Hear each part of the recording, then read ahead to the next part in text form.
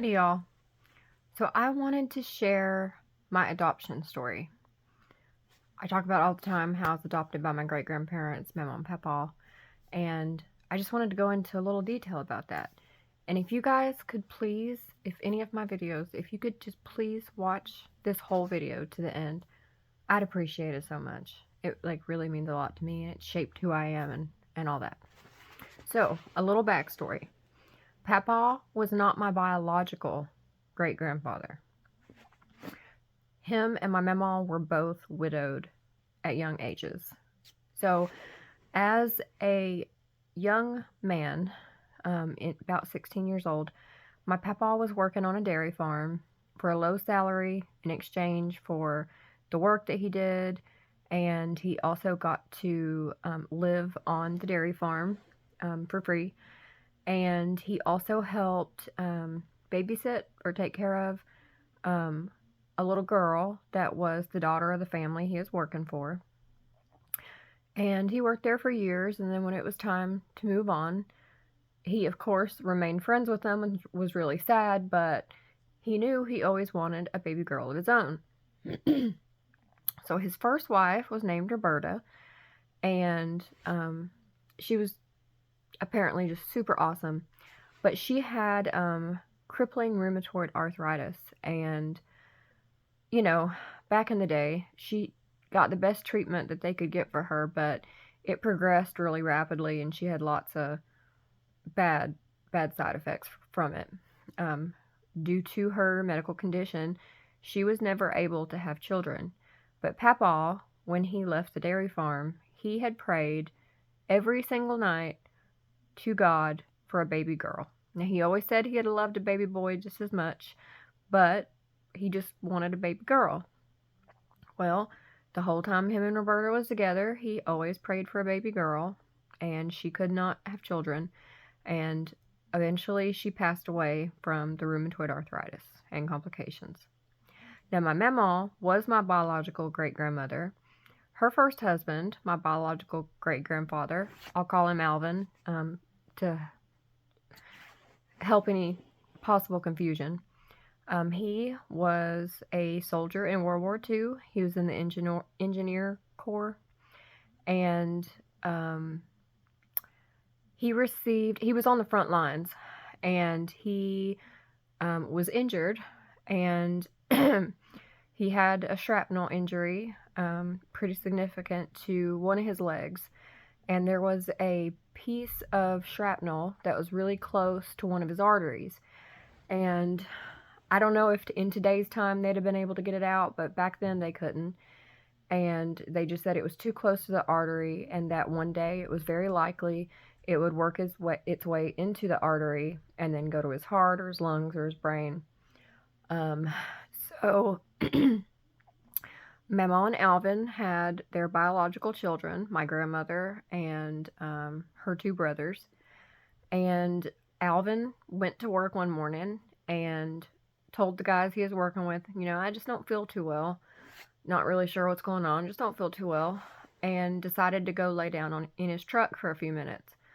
Well, after about 30 minutes passed by, one of them went to go check on him, and he was passed away, and they said he had had a massive heart attack from the shrapnel getting into his artery and going into his heart, and they said he passed instantly. So Mamaw was a widow at that point, and years later, her and my Papaw met working at a plant and fell in love, got married. So by the time him and Mamaw were married, she could not have children anymore. She had a hysterectomy, couldn't have kids, and Papaw kept praying for a baby girl every single day of his life. Well, I came along. My birth mom had me right after she turned 18. My grandmother had just turned 36. She was still raising my aunt and my uncle also.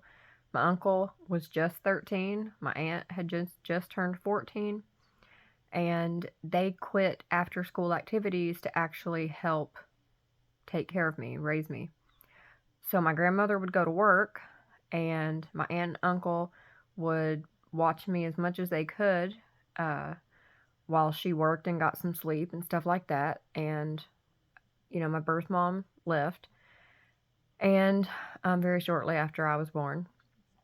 And just the scheduling didn't really work out that great.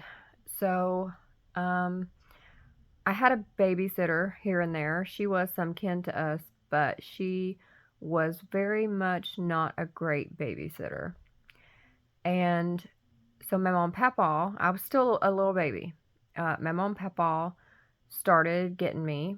My grandmother kind of switched her shifts around and everything. So they'd get me when they got off work. My mom said they'd always have to take me straight to the bathtub because I was covered in just like that red mud, red clay dirt, that's in our area.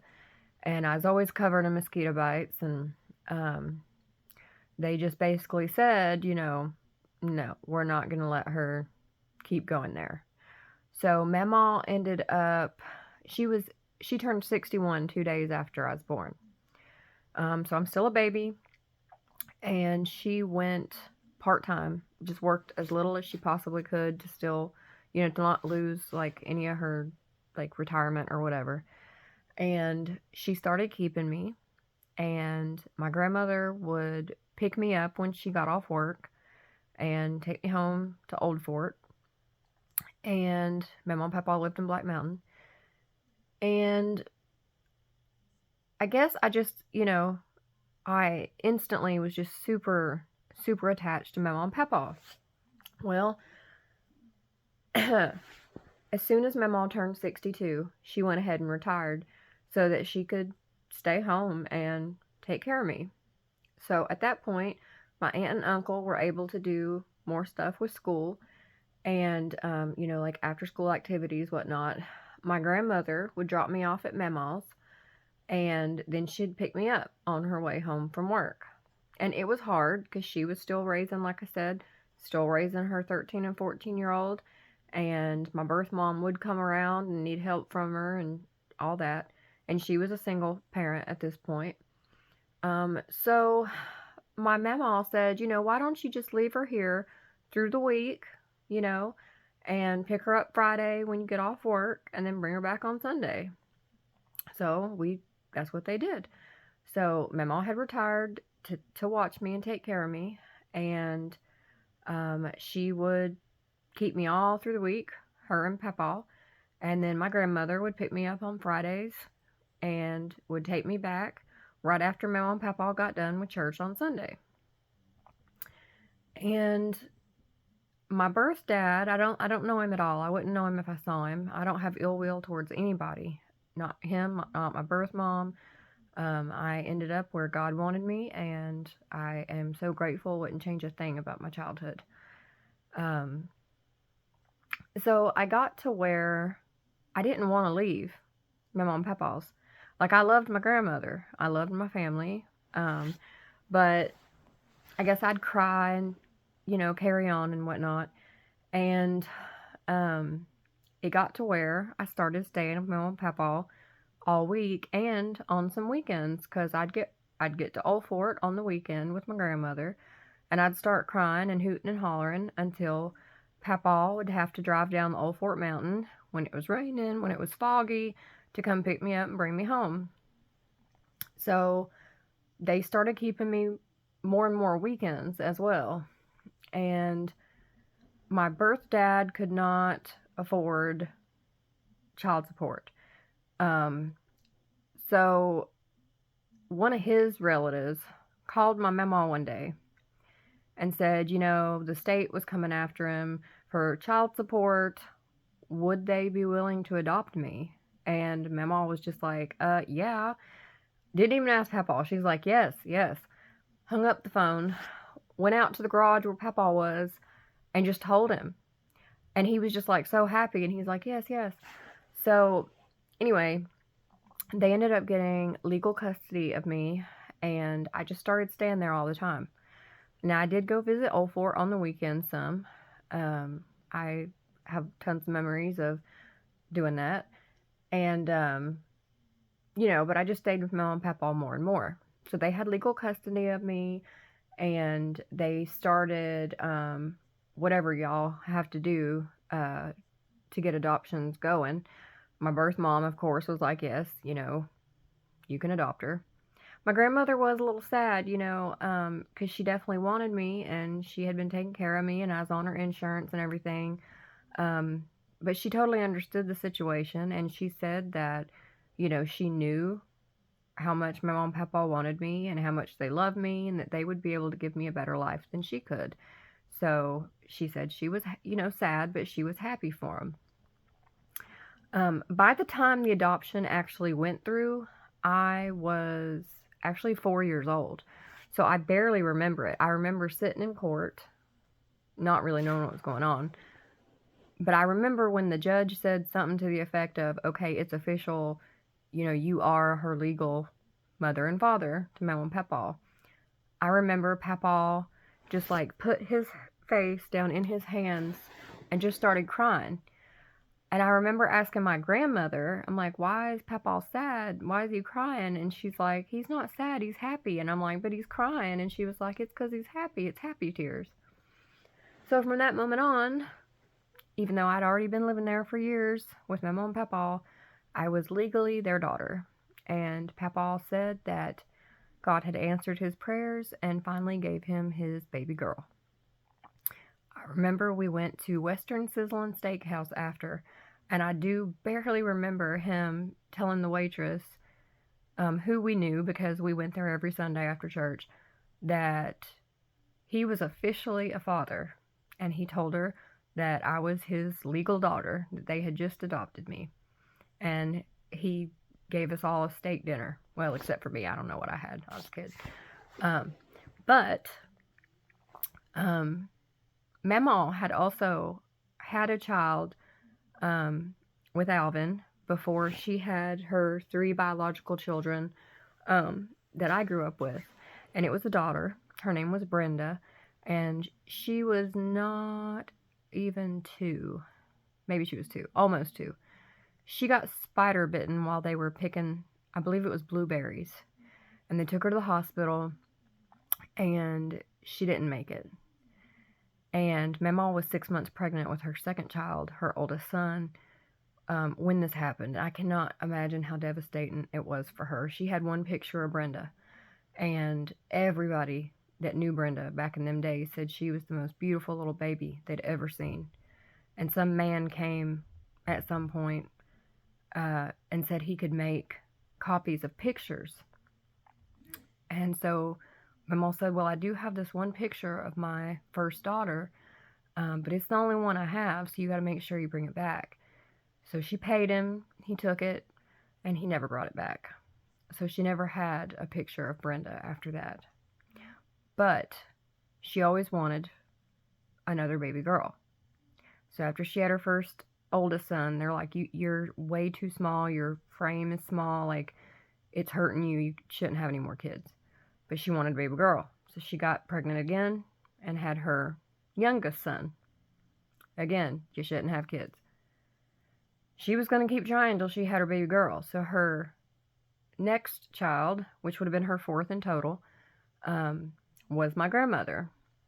And then that's when they had to go ahead and like do the hysterectomy and like pin up her bladder and all that stuff. No more kids. So she was really happy to have my grandmother. And then when they adopted me, she had me. And she said I always called me her baby girl. I was the youngest. And spoiled me rotten. They both spoiled me rotten and just taught me the old ways and taught me lessons that other people my age didn't learn, I guess. And gave me values that other people my age also maybe didn't really have or were taught exactly. But I had a great life with them, and I would not change a single thing. And I am very grateful that God gave Papaw his baby girl and Mamaw her baby girl, and that he gave them to me. It was truly a blessing. And Mamaw and Papaw, I always wondered why I called them Mamaw and Papaw, and had always wished that I'd called them Mama and Daddy or something like that. But after talking to my grandmother, she explained that Papaw felt that it might be awkward for me at school or whatever to be calling my great grandparents mama and daddy, and he didn't want me to be made fun of because of the age difference. So he just thought it was best if I kept calling them Mamaw and Papaw, and of course Mamaw agreed with him. So that's why I call them Mamaw and Papaw, but legally and in every other way, they were and they are my parents. Now, Papaw passed away when I was 14. He was 87, and Mamaw passed away when I was 30. It'll be 8 years this coming June that Mamaw passed away, and ever since she passed away, June 24th, 2015, every single time I've been asleep, whether it's at night or during a nap or whatever, I dream about her. And I also dream about Papaw more than I used to. So I get to see her every night in my dreams. I'm still mourning. I really don't think it'll ever end. It is different. It's changed. And I can look back at videos of her and pictures and memories and, be happy instead of just instantly crying like I did for almost a year and a half. I did nothing but just lay in the bed and cry and be depressed when she passed away. But I'm really grateful for the time I got to have with her. Because, not many people can say they had 30 years with their great-grandmother. So, yeah. But anyway, that is my adoption story. My mom and papa got their baby girl. I got the most amazing parents ever. I was raised in the old ways. I want to keep sharing those old ways. I don't have kids to pass any of the wisdom from Mamaw and Papaw down to. So I don't want everything that they taught me to be lost. And I'm afraid that with every generation, I feel like a lot of the stuff from Appalachia and the culture and all that stuff, I feel like it's getting lost. The values, some of the values, some of the language, just the way of thinking. I feel like a lot of it is kind of getting diluted, and like with social media, and you see all these people from other countries, and you hear other accents, and you learn other things on social media. Not that that's like horrible, but I don't want all the old ways to be lost, and all the mountain medicine and all that stuff. I just want to share what I can to pass on my mom and papa's legacy, their wisdom, and that is why I make my Appalachian videos. But if you've made it to the end, I really appreciate you watching this. And yeah, it was an amazing life. I would not change a thing. If I knew that I had 50 more healthy, happy years to live, and God said, you can go back and start over as a baby and, live up until, I don't know, you're 18 or 21 or whatever. But then that's it. I'd be like, okay, let's go. Like instantly. I love it. It was amazing. And I always feel them with me. So I hope you've enjoyed this. If you watch any of my other videos, I hope that you learned something or it reminds you of old times. And if you could please like this and comment, I'd really appreciate it. And I hope that everyone has a great night, and I will talk to you guys soon.